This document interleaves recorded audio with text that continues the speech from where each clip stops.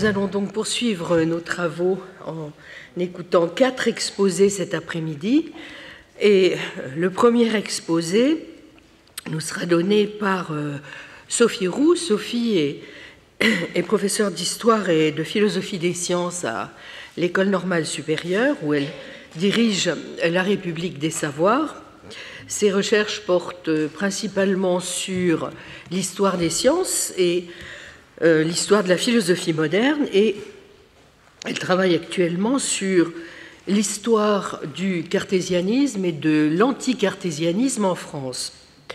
Elle a également publié des articles de philosophie des sciences, par exemple sur la notion d'expérience de pensée ou sur les formes de la mathématisation, et d'histoire de la philosophie des sciences, notamment sur Meyerson, Duhem, Couturat, un très, très beau volume sur Couturat, ou Georges Canguilhem. Donc je lui cède tout de suite la parole pour son exposé. Merci encore Sophie. Donc l'intitulé du colloque qui invite, je vais aborder les écrits physiques de Pascal de manière intempestive. Et dans mon cas, ça voudra dire que je commencerai par les placer en regard, sinon de la philosophie de la physique contemporaine, en tout cas d'une histoire de la philosophie de la physique qui sera longue, en ce sens qu'elle partira de Duhem, et large, en ce sens qu'elle évoquera d'autres physiciens que Pascal. Cela me conduira dans un deuxième temps à souligner le contraste qui existe entre les expériences nouvelles, qui met en œuvre ce que j'appellerais, pour faire bref, une physique monstrative ou ostensive, et le récit de l'expérience du Puy de Dôme, qui exhibe une unique expérience cruciale ayant la forme d'une réduction à l'absurde de la position de l'adversaire.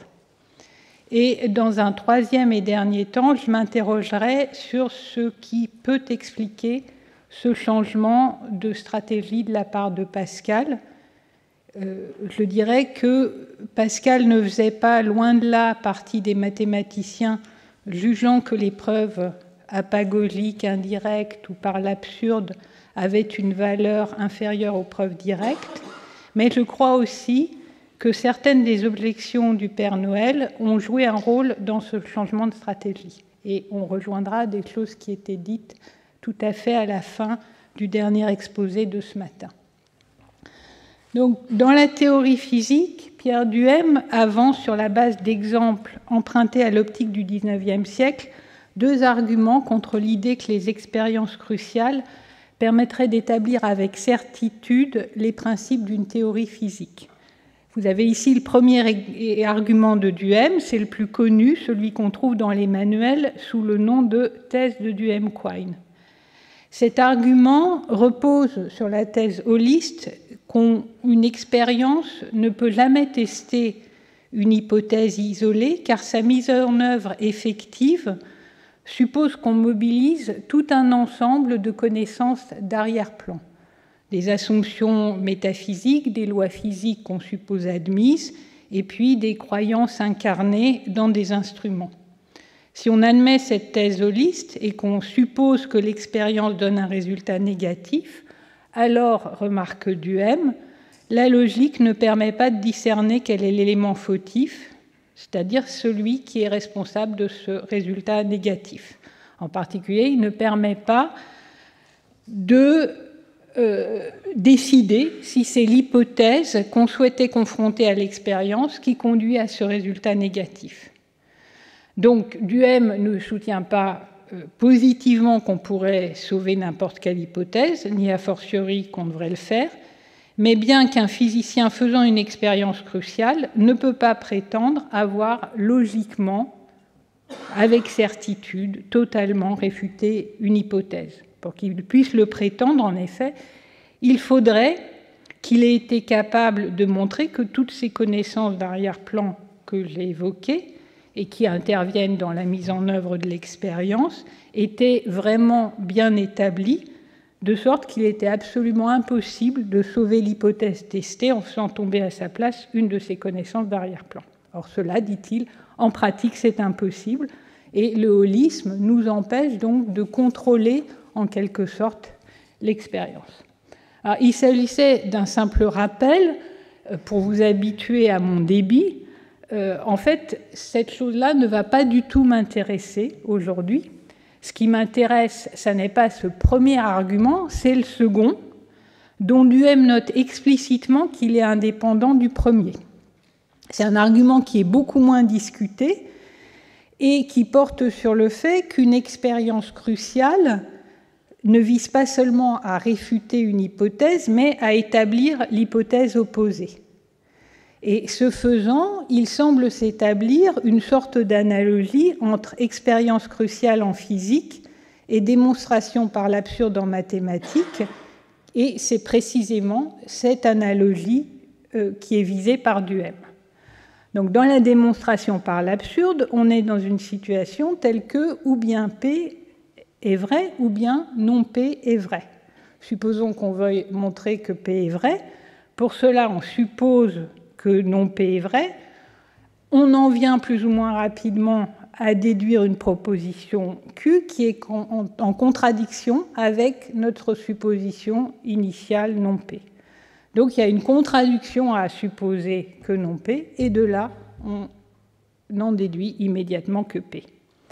Qu'est-ce qui se passe dans l'expérience cruciale et qu'est-ce qui semble justifier cette analogie? C'est qu'on a l'impression qu'on va remplacer la contradiction logique par une contradiction expérimentale. On se retrouve de nouveau dans une situation face à deux propositions, disons P1 et P2. Il y a une controverse pour savoir laquelle des deux est vraie. On veut montrer que P1 est vrai. Et on va remarquer que si P2 était vrai, alors il devrait s'en suivre quelque chose qu'on va appeler E, expérimentalement. L'expérience montre que A n'advient pas, donc il y a une contradiction expérimentale à supposer que P2, c'est donc que P1. Donc vous voyez qu'on suppose une forme d'analogie entre processus en mathématiques et en physique, et on suppose aussi, dans les deux cas, que la contradiction nous mènerait à établir une proposition indirectement par la négation de la proposition opposée.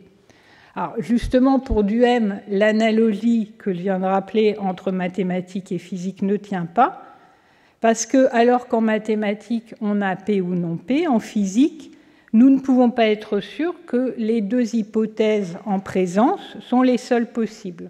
Je les ai appelées P1 et P2 tout à l'heure.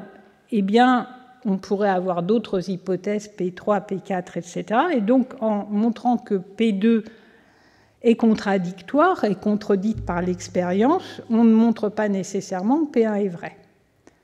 Duhem résume cela dans les termes de la logique classique en disant qu'en physique, on a affaire à des propositions qui sont contraires, c'est-à-dire à des propositions qui ne peuvent pas être vraies ensemble, de sorte que l'une au moins des deux est fausse, alors qu'en mathématiques, on a affaire à des propositions qui sont contradictoires, c'est-à-dire à des propositions qui non seulement ne peuvent pas être vraies ensemble, mais dont l'une qui ne peuvent pas non plus être fausses ensemble, de sorte que l'une des deux est nécessairement vraie.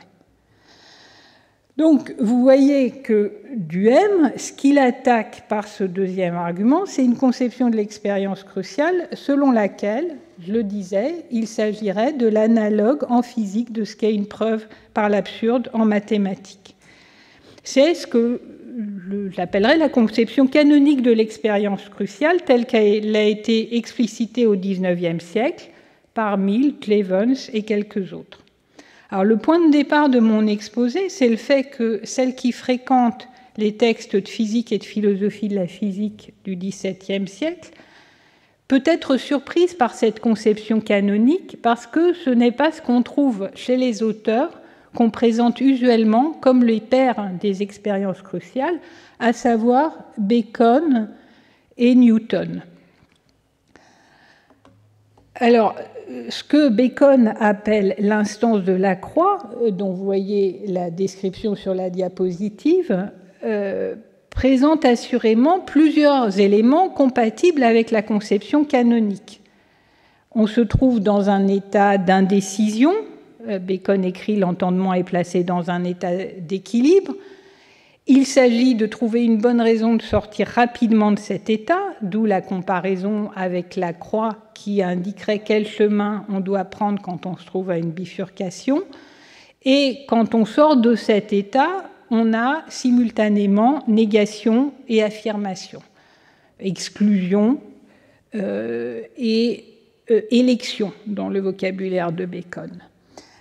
Alors, toutefois, le fait qu'il soit possible, d'après ce texte, qu'il n'y ait pas deux natures seulement, mais un plus grand nombre, devrait éveiller notre attention, au moins.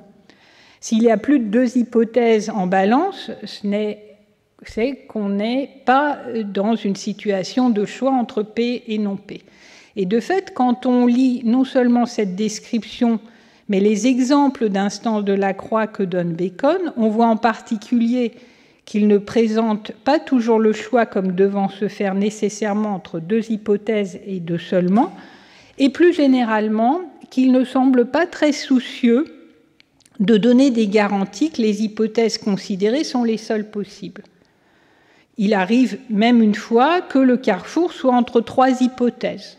Et comme je le disais, ne serait-ce que pour cette raison, on n'est sans doute pas dans un cas de démonstration par l'absurde. Alors, il y a d'autres complications vraiment un peu plus complexes, si je puis dire, dans le cas de Newton et dans le cas d'une autre référence canonique pour qui travaille sur les expériences cruciales, à savoir la lettre de 1672, dans laquelle Newton introduit une nouvelle théorie de la lumière et des couleurs, selon laquelle la lumière blanche n'est pas simple, mais composée de différents rayons, chacun étant caractérisé par une réfrangibilité spécifique. Dans cette lettre, Newton veut expliquer un phénomène curieux, jusqu'alors non observé, qui est qu'un étroit faisceau de lumière blanche, après avoir été réfracté par son passage dans un prisme triangulaire, fait apparaître une tache de forme oblongue, et non circulaire comme on s'y attendrait. Alors, le texte de la diapositive décrit cette longue expérience et en fait, c'est un texte qui arrive après plusieurs hypothèses et dans ce texte, Newton en vient avancer ce qu'il appelle experimentum crucis et qui se conclut brusquement par la conclusion que sa nouvelle théorie est la bonne explication de ce phénomène curieux, cette tache oblongue. Elle est sa véritable cause. Alors, un des problèmes, mais seulement un des multiples problèmes qui font que les commentateurs s'acharnent sur cette pauvre lettre, c'est que même si Newton mentionne dans le paragraphe précédent la théorie cartésienne des couleurs, selon laquelle ces dernières résultent d'une modification de la vitesse circulaire des corpuscules lumineux, cette théorie, il semble déjà l'avoir écartée quand il formule l'expérience cruciale. De sorte qu'on ne peut pas dire que c'est celle-ci qui permet de choisir entre les deux théories.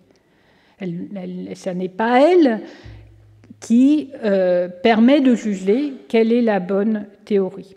Et à la fin de la lettre de Newton, après d'autres passages, y compris l'exposé de sa nouvelle théorie, il avance une autre expérience où on décompose puis recompose la lumière blanche. Et là encore, certains manuels présentent ça comme une expérience cruciale, mais non seulement Newton, lui, ne parle pas d'expérience cruciale, mais d'autre part et surtout, une fois encore, il semble juger que la nouvelle théorie est bien établie. Donc, ça n'est pas l'expérience en question qui semble avoir pour but, tel que Newton écrit le texte, d'établir sa théorie. Et tout ça a pour conséquence la complexité de la lettre, le fait que tout n'y est pas explicite, et finalement le fait qu'il y a eu des controverses et que Newton a donné des réécritures, pourrait-on dire, de cette lettre, fait que la pléthore des commentaires diverge encore aujourd'hui sur ce que Newton a montré, comment il pense le montrer, ou il pensait le montrer, et finalement, pourquoi il a présenté les choses de manière aussi oblique, pourrait-on dire. Donc vous voyez aussi que là, on se dit, mais où est l'expérience cruciale si elle ne se trouve pas dans les textes? Est-ce que ça voudrait dire qu'il n'y aurait pas au XVIIe siècle ou avant, d'ailleurs, de textes témoignant de l'assimilation que critique Duhem entre preuve par l'absurde et expérience cruciale? Est-ce que c'est-à-dire que cette assimilation, ça serait simplement un artefact historique venant de ce que nous projetons sur le XVIIe siècle, ce qui n'aurait pas existé avant les textes de Mill et de Levens?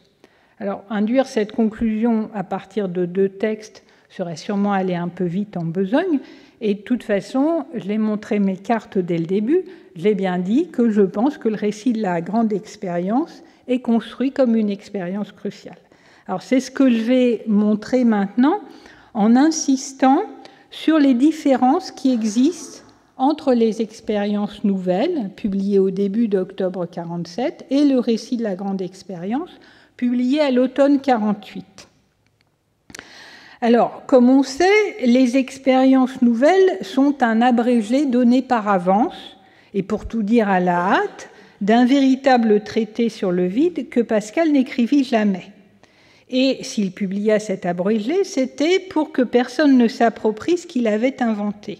À la fin de l'adresse au lecteur, on peut lire « Ayant fait ces expériences avec beaucoup de frais, de peine et de temps, j'ai craint qu'un autre qui n'y aurait employé le temps, l'argent ni la peine, me prévenant, donnât au public des choses qu'il n'aurait pas vues et lesquelles, par conséquent, il ne pourrait pas rapporter avec l'exacteté et l'ordre nécessaires pour les déduire comme il faut, n'y ayant personne qui ait des tuyaux et des siphons de la longueur des miens, et peu qui voulussent se donner la peine nécessaire pour en avoir. » Et il ajoute aussitôt que pour l'expérience d'Italie, c'est-à-dire celle de Torricelli qui lance toute cette affaire, même s'il l'a refaite de quantité de manières, elle n'est pas de son invention, elle ne lui est pas particulière, elle ne manifeste pas son génie propre.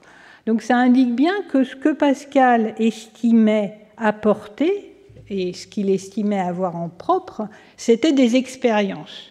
Alors, mais, dira-t-on, des expériences avec quel objectif et avec quelle fonction?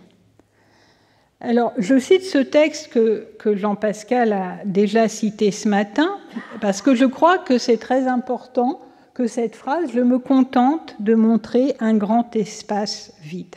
Alors, je l'ai dit, c'est simplement un abrégé d'un traité plus grand, mais à lire cet abrégé, cet opuscule, on a vraiment le sentiment que Pascal pensait que ces expériences suffisaient à établir définitivement l'existence d'un vide de toute matière qui tombe sous le sens et qui sont connues dans la nature. Autrement dit, par provision, tant qu'on n'aurait pas montré une matière qu'il remplisse, à établir l'existence d'un espace qu'il, je cite, dit véritablement vide et destitué de toute matière. Donc, selon lui, si je me fie à mon sentiment de lectrice, ces expériences montreraient, on pourrait dire, les choses mêmes, en l'occurrence le vide même, un peu comme on montre le mouvement en marchant. Ce que je résume en disant que des expériences nouvelles ont principalement une fonction monstrative ou ostensive. Je dis principalement parce que même si Pascal ne va pas au-delà des phénomènes pour en analyser les causes, il attribue tout de même un pouvoir causal à une horreur du vide qui demeure à titre de métaphore, mais est l'objet de mesures quantitatives. Dans les expériences nouvelles, c'est bien cette horreur du vide quantifiée qui est la cause du fait que le mercure ne monte pas au-delà d'une certaine hauteur ou qu'une certaine force est nécessaire pour tirer sur le piston d'une seringue. Dans la lettre à Périer qui ouvre le récit de la grande expérience, il ne s'agit plus de montrer l'existence du vide, il s'agit de faire le partage entre 2 hypothèses causales. La première qui explique l'élévation du mercure par l'horreur du vide, la seconde qui l'explique par la pesanteur de l'air. Et Pascal présente alors, dans le texte que vous avez sur la diapositive, l'expérience du Puy-de-Dôme comme ce qu'il appelle une expérience décisive. Dans le Novum Organum, il est question d'instantia decisoria. Donc c'est vraiment la même idée de quelque chose qui permet de décider, de trancher entre deux hypothèses et deux seulement, la négation de l'une entraînant nécessairement l'affirmation de l'autre. Si la hauteur du mercure est moindre en haut qu'en bas de la montagne, écrit Pascal, il s'en suivra nécessairement que la pesanteur et la pression de l'air est la seule cause de cette suspension du vif-argent. Ouais, j'aurais pu mettre seule cause à la fin de la première citation, en violet aussi, pour insister. Et à la fin des traités sur l'équilibre des liqueurs et de la pesanteur de l'air, il affirme plus fortement encore, je cite le deuxième texte, que l'expérience du puits de Dôme acheva de donner la connaissance parfaite de ses effets, elle termina tous les doutes, elle montra quelle est la véritable cause, elle fit voir que l'horreur du vide ne l'est pas, et enfin, elle fournit toutes les lumières qu'on peut désirer sur ce sujet, tant et si bien, conclut-il, que la pesanteur de la masse de l'air est la véritable cause de tous les effets qu'on avait jusqu'ici attribués à cette cause imaginaire. Alors vous poserez peut-être la question, qu'est-ce qu'il en est du vide là-dedans ? Il n'en est pas question, en tout cas pas directement, même s'il est clair que si l'horreur du vide est seulement une cause imaginaire, autrement dit, n'a aucune fonction causale, eh bien, c'est un obstacle qui est retiré quant à la croyance que le vide existe. Donc, j'ai essayé de vous montrer synthétiquement, mais qu'il y a quand même un changement, pourrait-on dire, de stratégie, de ton, d'objet entre les expériences nouvelles et le récit. Dans les expériences nouvelles, Pascal attribue à une série d'expériences une fonction ostensive par rapport à l'existence du vide. Dans le récit, il construit une et unique expérience, comme la démonstration par l'absurde que la cause de l'élévation du mercure est la pesanteur. Donc, troisième et dernier temps de mon exposé, qu'est-ce qui peut expliquer ce changement chez Pascal ?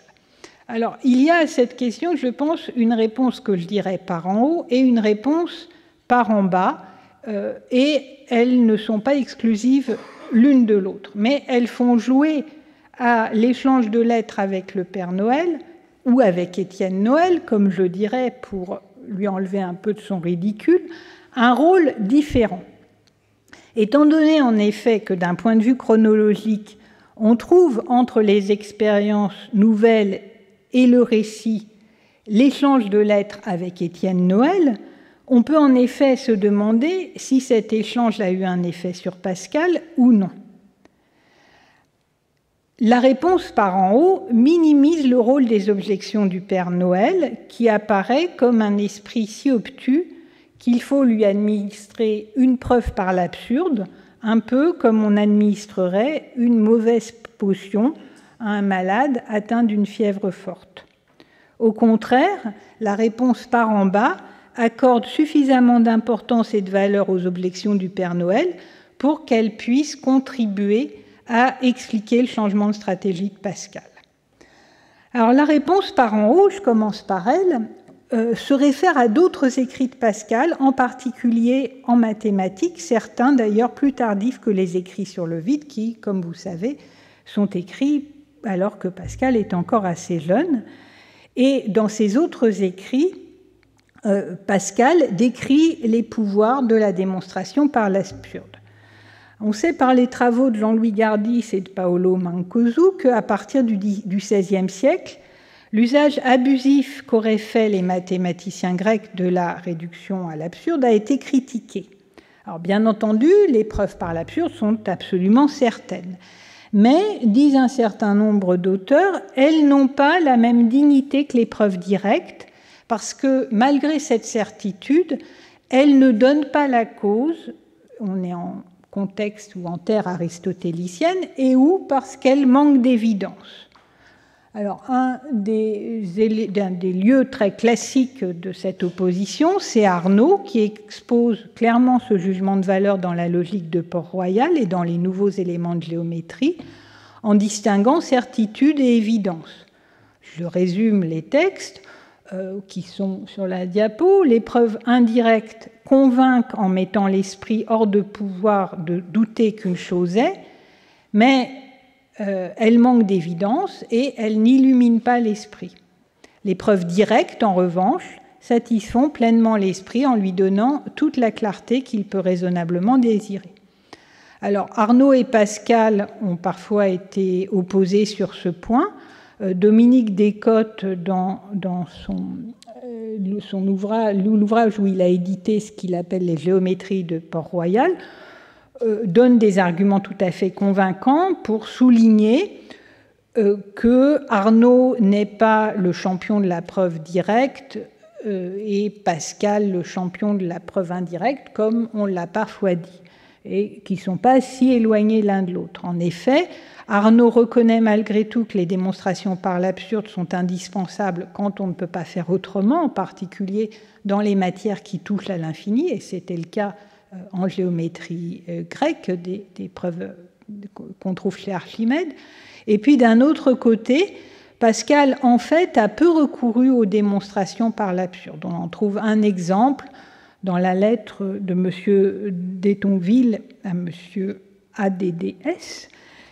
Surtout, étant donné la question qui est la mienne, il est frappant que tous les deux convergent pour considérer que la démonstration par l'absurde est la preuve la plus efficace dans un contexte de controverse, car elle peut réduire au silence l'adversaire.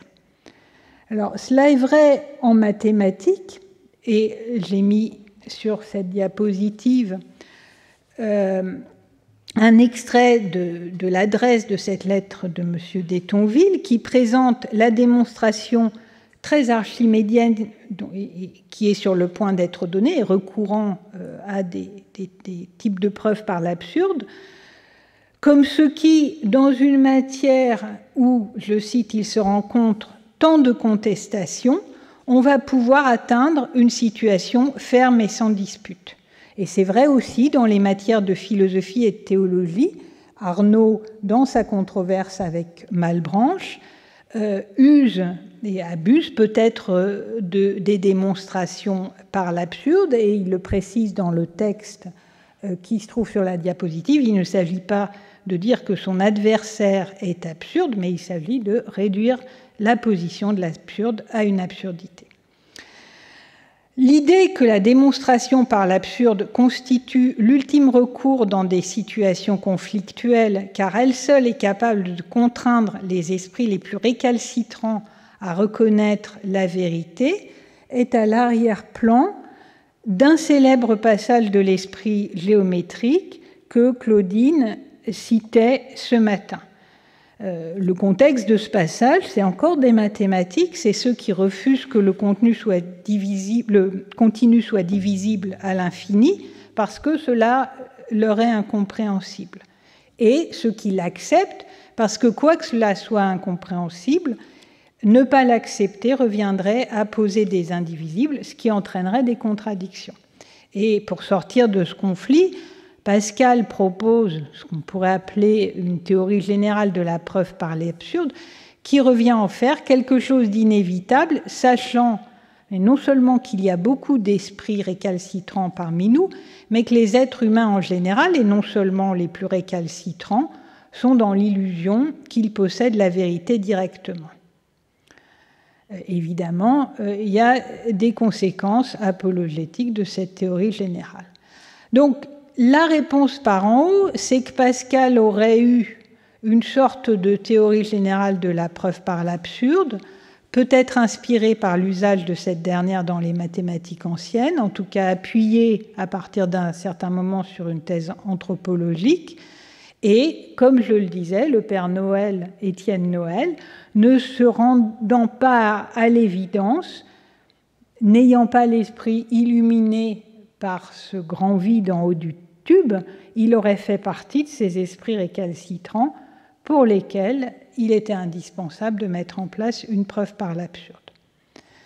Alors, si j'en suis venue à penser qu'une réponse différente était possible, ce que j'appelle la réponse par en bas, c'est parce que j'ai relu les échanges de Pascal et d'Étienne Noël dans cette grande année de célébration de Pascal, en appliquant un principe élémentaire qui est que quand on analyse une controverse, fût-elle entre un des plus grands stylistes de la langue française et un jésuite un peu pédant qui définissait la lumière comme mouvement lumineux de rayons composés de corps lucides, c'est-à-dire lumineux, on doit prendre les objections de chacun comme de bonnes objections et appliquer pareillement à l'un et l'autre une sorte de principe de charité.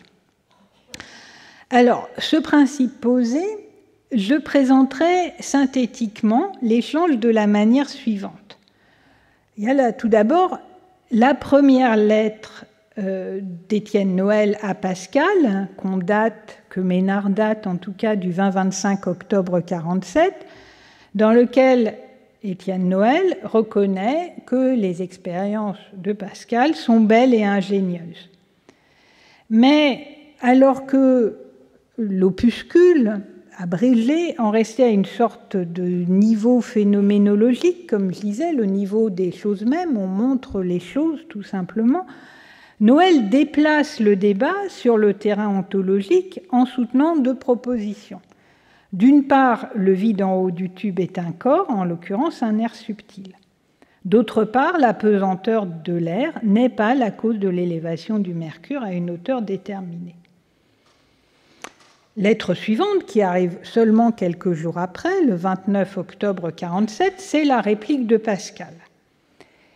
À son tour, il déplace le débat, cette fois du terrain ontologique au terrain méthodologique. Si Étienne Noël se trompe, ce n'est pas parce qu'il mobilise des catégories ontologiques aristotéliciennes ou des schémas de pensée, pourrait-on dire, aristotéliciens. Il ne s'agit pas, pour Pascal, de jouer une ontologie contre une autre, l'ontologie des modernes contre l'ontologie des anciens. Si Étienne Noël se trompe, c'est parce qu'il commet des erreurs de méthode. Ce sont des textes très fameux. En premier lieu, si Noël soutient la proposition que le vide en haut du tube est un air subtil, c'est parce que, méthodologiquement, il est incapable de distinguer deux espèces de propositions. D'une part, celles dont on ne peut douter parce qu'elles paraissent clairement et distinctement au sens ou à la raison, ou encore parce qu'elles suivent de propositions qui ont ces caractéristiques. Et d'autre part, les propositions dont on peut douter, donc qui sont douteuses, que nous appelons, dit Pascal, suivant leur mérite, tantôt vision, tantôt caprice, tantôt fantaisie, quelquefois idée, et tout au plus belle pensée. Deuxième erreur, si Noël soutient que la pesanteur de l'air n'est pas la cause de l'élévation du mercure, c'est que, encore une fois, méthodologiquement, il ne comprend pas la logique de la confirmation. Je lis un texte qui a dû être utilisé bien des fois en cours d'introduction à la philosophie de la physique. Toutes les fois que pour trouver la cause de plusieurs phénomènes connus, on pose une hypothèse, cette hypothèse peut être de trois sortes. Car quelquefois, on conclut un absurde manifeste de sa négation, et alors l'hypothèse est véritablement constante. Ou bien on conclut un absurde manifeste de son affirmation, et alors l'hypothèse est tenue pour fausse. Et lorsqu'on n'a pu encore tirer d'absurde ni de sa négation ni de son affirmation, l'hypothèse demeure douteuse, de sorte que, pour faire qu'une hypothèse soit évidente, il ne suffit pas que tous les phénomènes s'ensuivent, au lieu que, s'il s'ensuit quelque chose de contraire à un seul des phénomènes, cela suffit pour assurer de sa fausseté. Donc même si l'hypothèse proposée par par Étienne Noël rendait compte de toutes les expériences connues, il ne s'agirait pas nécessairement de la bonne explication.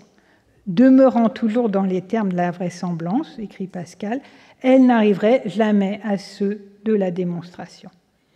Donc on a là une belle leçon méthodologique. J'étais la première à l'utiliser, comme je le disais, dans des cours d'introduction à l'épistémologie de la physique.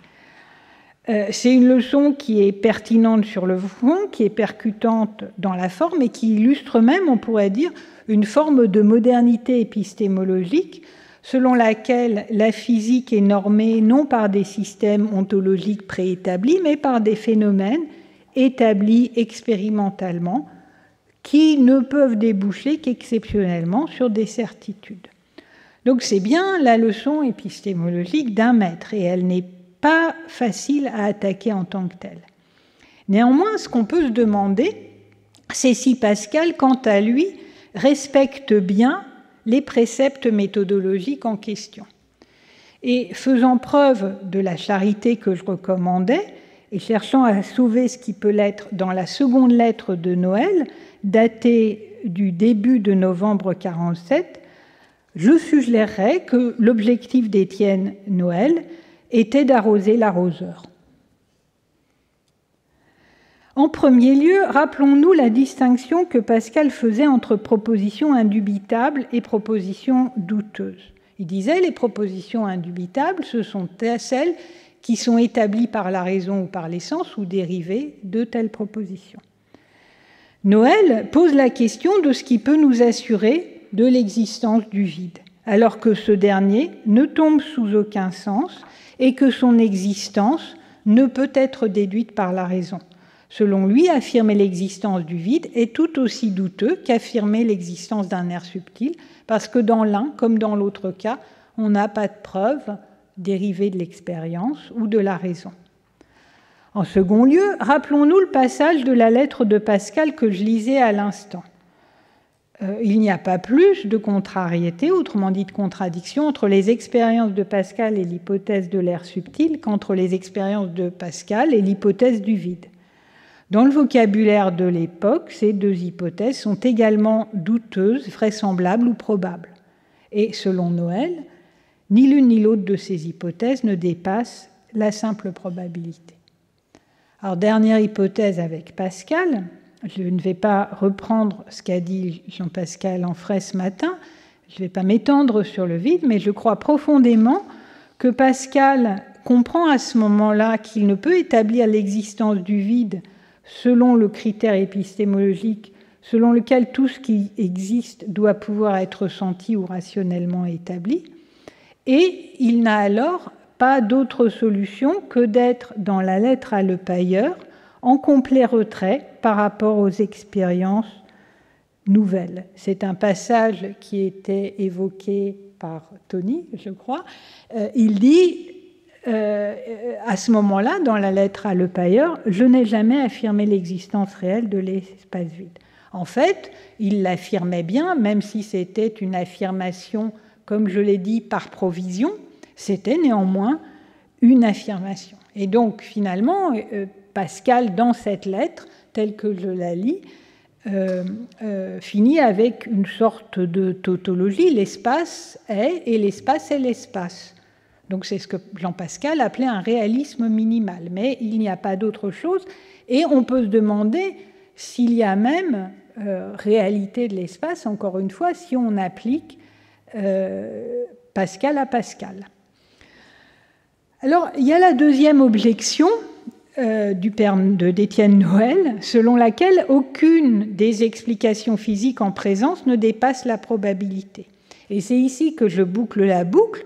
Je pense que la manière qu'a Pascal de concevoir et de présenter l'expérience du Puy-de-Dôme comme une épreuve décisive, et pour tout dire, une démonstration par l'absurde, qui permettrait de trancher définitivement entre deux hypothèses, la négation de l'une entraînant l'affirmation de l'autre, est une réponse au soupçon, ou pourrait-on dire à l'idée assez répandue à l'époque tout de même, qu'aucune hypothèse physique ne peut jamais dépasser ce qu'on appelait la probabilité, c'est-à-dire la vraisemblance.